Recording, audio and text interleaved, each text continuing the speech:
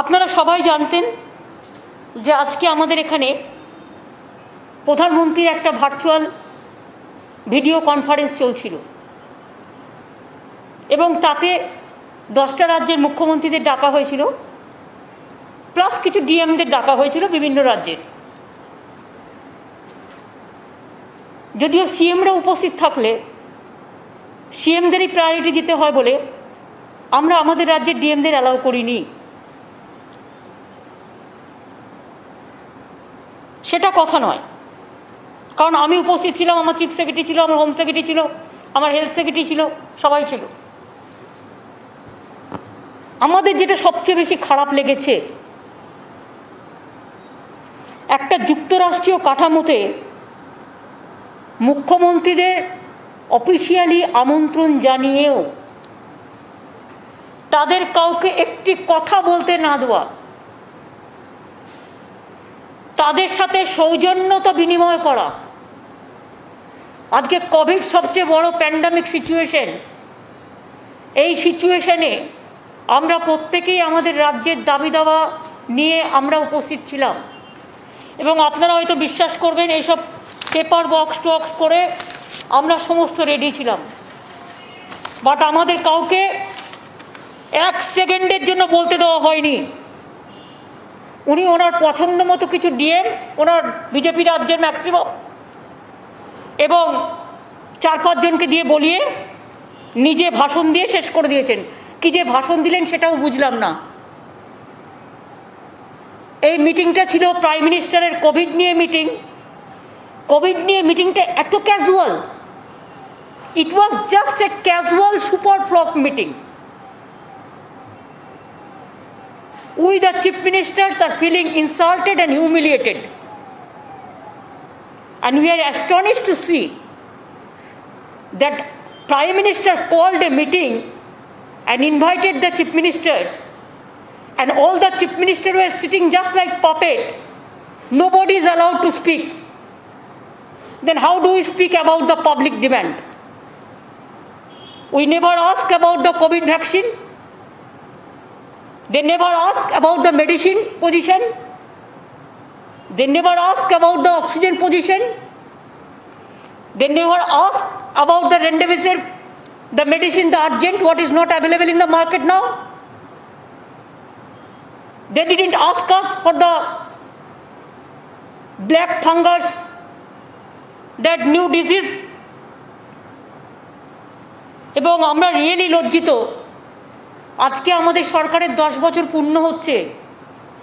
আমি আজকে শপথ নিয়ে বলছি, আমরা ভেবেছিলাম প্রধানমন্ত্রীর কাছে আমরা বলবো আমাদের ভ্যাকসিনটা দিন, যাতে সবাইকে ভ্যাকসিনটা দেওয়া যায়।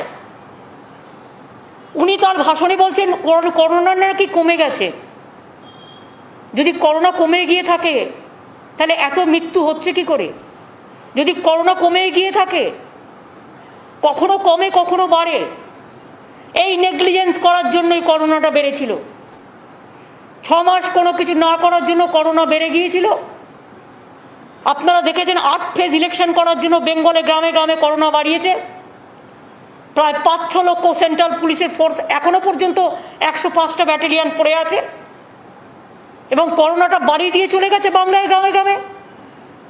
তা সত্ত্বেও আমরা প্রায় 284টা হসপিটাল আমরা ট্রিটমেন্ট দিচ্ছি, প্লাস আরও অনেক হসপিটাল আছে যেখানে আমরা 234টা কোভিড হসপিটালের মধ্যে 184টা গভর্নমেন্ট হসপিটাল এবং 41 আমরা প্রাইভেট হসপিটালে ট্রিটমেন্ট দিচ্ছি। কিন্তু আমাদের খারাপ লাগলো যে প্রধানমন্ত্রী এত ইনসিকিউর ফিল করছেন নিজেকে যে একটা মুখ্যমন্ত্রী কথা শুনতে চাইলেন না। এত ভয় কিসের?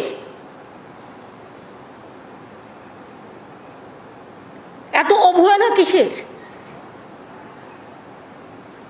যদি তিনি কথা না শুনতেই চান মুখ্যমন্ত্রীদের, তাহলে ফেডারেল স্ট্রাকচারের মুখ্যমন্ত্রী আমরা 3 কোটি ভ্যাকসিন দেওয়ার জন্য বলেছিলাম, দেয়নি, কমিয়ে দিচ্ছে, প্রতিদিন স্পিডটা কমিয়ে দিচ্ছে ভ্যাকসিন দেওয়ার।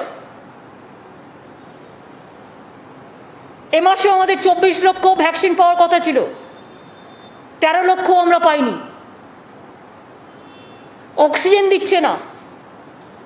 রেমডেসিভির যে ওষুধটা সবচেয়ে ইম্পর্টেন্ট করোনার জন্য, সে ওষুধটা মার্কেটে পাওয়া যাচ্ছে না, কে জবাব দেবে? প্রধানমন্ত্রী পালিয়ে গেলেন মুখ লুকিয়ে, জবাবটা কে দেবেন? সেন্ট্রাল গভর্নমেন্টের হাতে এগুলো সমস্তটা। না কেন্দ্র না রাজ্যকে কোনো রকম পয়সা দিয়ে হেল্প করছেন। এমনকি আমরা বারবার বলেছিলাম সারা ভারতবর্ষের 140 কোটি লোকের জন্য 30,000 কোটি টাকা স্যাংশন করলে ইউনিভার্সালি সকলে ভ্যাকসিনটা পেয়ে যায়, সেটাও দিলেন না। বড় বড় বিল্ডিং বানাচ্ছেন, স্ট্যাচু বানাচ্ছেন নিজেদের, এটা ওটা ভাঙছে, এটা ওটা করছে, সেসবগুলো করে যাচ্ছেন। আর আজকে মানুষ মরে যাচ্ছে, 18 বছরের ছেলেরা মেয়েরা মরে যাচ্ছে। আজকে যত মৃত্যুর সংখ্যা দেখছেন, এবারে কিন্তু সংখ্যাটা 30-35 বছর থেকে 55-60 বছরের মধ্যে বেশি। কই আমাদের জিজ্ঞেস করার সুযোগ দেওয়া হলো না? নদীতে মৃতদেহ ভাসিয়ে দেওয়া হলো।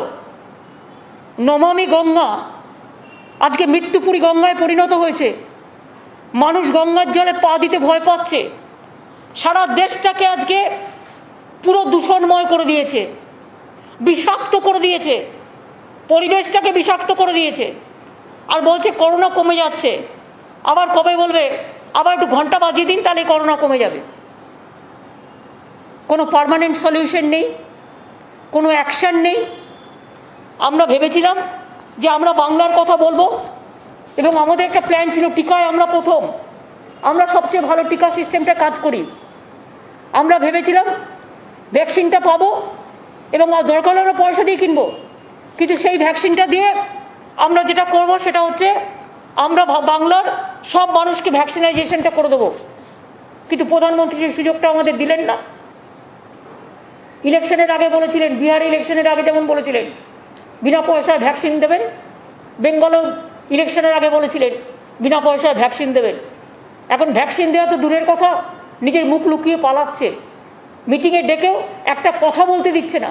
তার মানে টোটাল ফেডারেল স্ট্রাকচারটাকে বুলডোজ করার, ডিমোলাইজ করবার এবং টোটাল ফ্র্যাকচার মানে ফেডারেল স্ট্রাকচারটাকে একেবারে দম্ভ দিয়ে গুড়িয়ে দেওয়ার, একেবারে শুম্ভ নিশুম্ভর মতো ঔদ্ধত্য, অহংকার, দানবিকতায় ঘেরা একটা দেশ চলছে, যে দেশের আমরা অধিবাসী, আমরা গর্ব করি আমাদের দেশ নিয়ে। কোনো ভ্যাকসিন প্রকিউরমেন্ট করা হচ্ছে না। এবং দেখুন আমাদের এখানে যেটুকু গ্রামে গ্রামে বেড়েছে বিকজ অফ 8 ফেজ ইলেকশনের জন্য। বারবার বলেছিলাম একবারে করে দেওয়া হোক, অন্তত 4টি ইলেকশনও একসাথে করে দেওয়া যেতে পারতো, করেনি।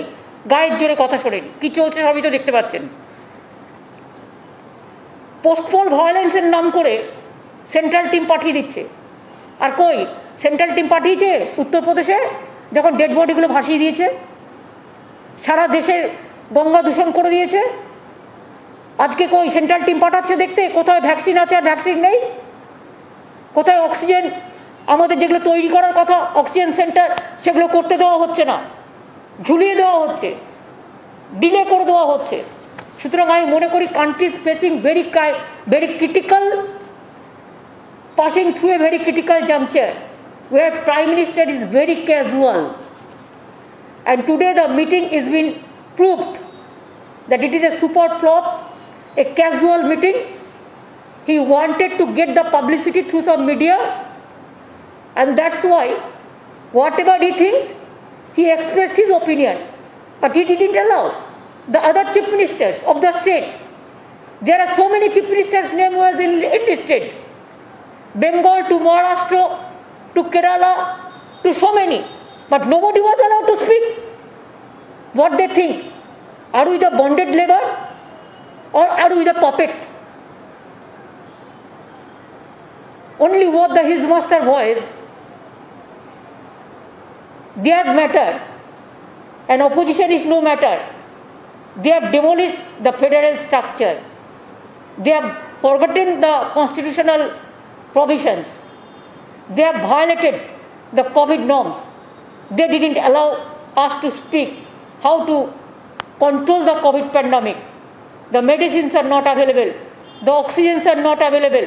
The remdesivir, this medicine is not available. The other thing is not available. And vaccine also, I do not know how long. If we accept his formula, then it may take 10 years to give vaccine to all. Then so many persons will die. Even you have seen so many young generations. We have to give vaccine to them. I have written a letter to Prime Minister so many times that please provide us vaccine. We want to give from 18 years. 18 years plus 45 years plus 60 years, all we want to give universal vaccine. Even if you give us the procurement for vaccine, then we may pay also. Because Bengal, we have already purchased 60 crores rupees the vaccine we advance for private purchasing. But sometimes it is not available. So where will get? We have our good infrastructure.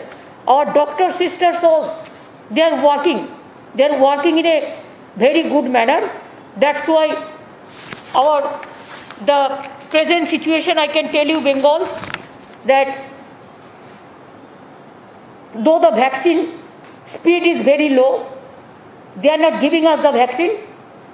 But instead of that, now our weekly positive rate is coming down. Current positive rate is around 28.7%, lower from highest positivity rate 32.8%. And death rate is significantly lower, 0.69% in this phase of COVID-19. We have 234 COVID hospitals, 184 government and 41 requisition private hospitals. We have 40,000 the oxygen beds and including ICU, HDU bed. And our occupancy rate in the hospital is 41%. So we can spare more people. And also in safe home also, we have so many, even private hospital also, we have said that 60% should be reserved for COVID patients.